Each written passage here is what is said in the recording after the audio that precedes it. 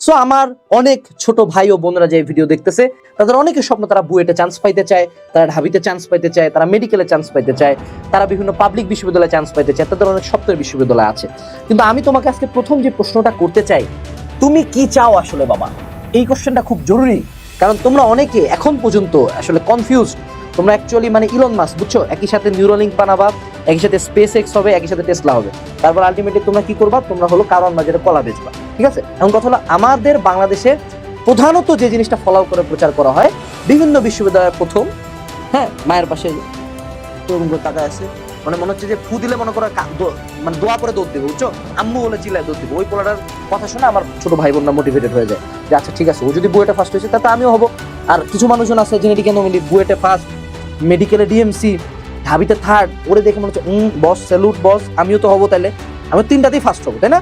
So over estimate করে। কিন্তু majority of the time, majority মানুষজনের মানে ধরো ওর যোগ্যতা হলো 10 কেজি উঠানো, ঠিক আছে, ও চিন্তা করছে ও 10 উঠাবে না, ও 100 উঠাবে না, ও 200 কেজি উঠাবে।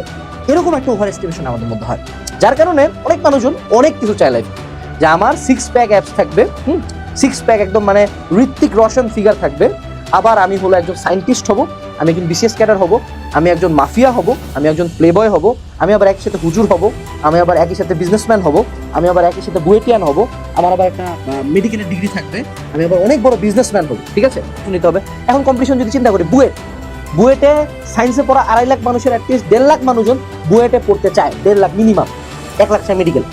ঢাবি তো মেজরিটি মানুষজন ঢাবি চিন্তাও করে না, পরে আবার গুচ্ছের 8 নম্বর ওয়েটিং থেকে একটা সিট চায়, ওগুলা পরের কথা। বাট তুমি যে বুয়েটে পড়তে চাচ্ছ, বুয়েটে স্ট্যাটিস্টিক্যালি চান্স পাওয়ার হার হলো 0.5%, স্ট্যাটিস্টিক্যালি 2.5 লাখ স্টুডেন্টদের মধ্যে মাত্র 0.5% বুয়েটে চান্স পায়। সো তোমার কি একটু আইডিয়া আছে যে তুমি যে চাওয়াটা চাচ্ছ সেটা কত পরিমাণে মানুষজন চায়? অর্থাৎ তুমি যে ড্রিমটা, সেটা হচ্ছে তোমার লাইফে টাকা কামানোর ধান্দা, ব্যবসা করার ধান্দা। তুমি কি জানো যে সেটা আমি শুধু এডটেকের কথা বলি, কতগুলো এডটেক প্ল্যাটফর্ম আছে, এন্ড বাকি কত মানুষজন তোমাদেরকে তার কাছে ভর্তি করাইতে চায়? চিন্তা করছো? আমি যখন এই সেক্টরে থাকবো, obviously I have to think about the competition.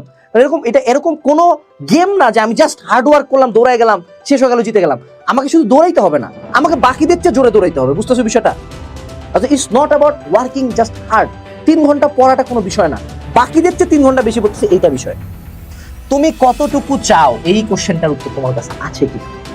Majority মানুষজন সেটা আমরা অনেকে যখন জিজ্ঞেস করি তুমি কিসে পড়তে চাও, ভাই আমি মেডিকেলে পড়তে চাই। কিন্তু যদি আমি তাকে পাল্টা আরেকটা কোশ্চেন করি, তুমি মেডিকেলে কতটুকু পড়তে চাও, মানে তোমার চাওয়াটার লেভেলটা কতটুকু, সেটাকে কখনো ব্যাখ্যা করতে পারে।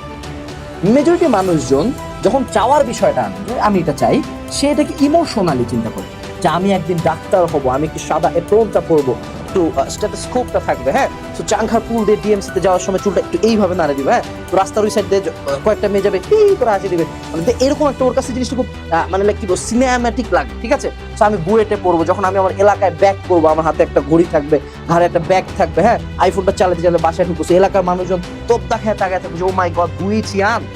সো ওদের কাছে জিনিসটা একটু ইমোশনাল, একটু ফ্যাশনেবল, বাট ওদের কাছে জিনিসটা না অবসেশন না, জিনিসটা সিকনেস না। ঠিক আছে, কেন বলতেছি ভাইয়া?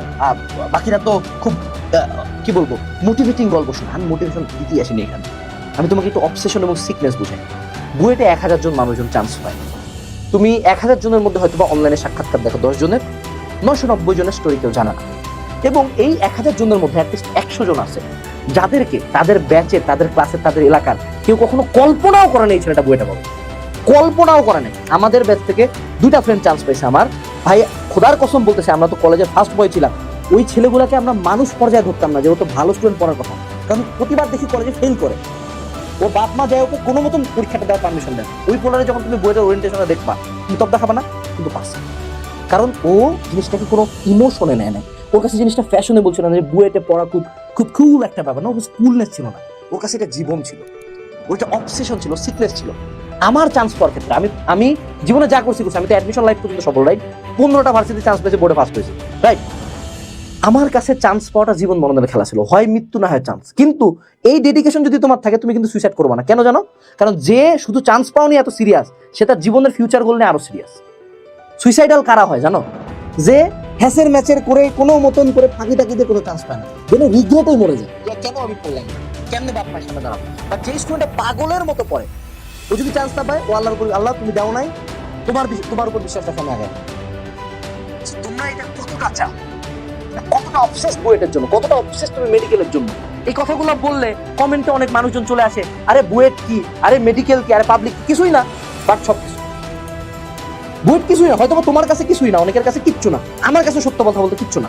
বাট যতক্ষণ পর্যন্ত চান্স না পাই, যতক্ষণ পর্যন্ত আমি অ্যাচিভ না করি, ততক্ষণ পর্যন্ত আমার কাছে সবকিছু, লাইফের প্রত্যেকটা ক্ষেত্রে এটা।